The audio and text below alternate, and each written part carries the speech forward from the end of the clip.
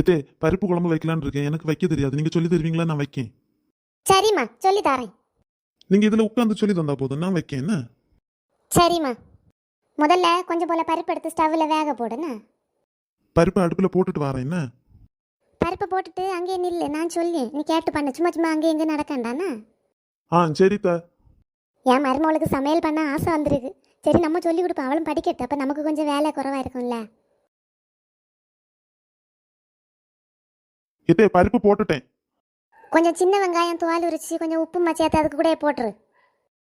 சரி அத்தை. எத்தே அடுத்து என்ன பண்ணணும்? தேங்காயும் 4 பச்சை மிளகும் கொஞ்சம் ஜீரகமும் கொஞ்சம் இஞ்சியும் அரைச்சி போட்டு கொஞ்சம் மஞ்சள் தூளும் போடுண்ணா.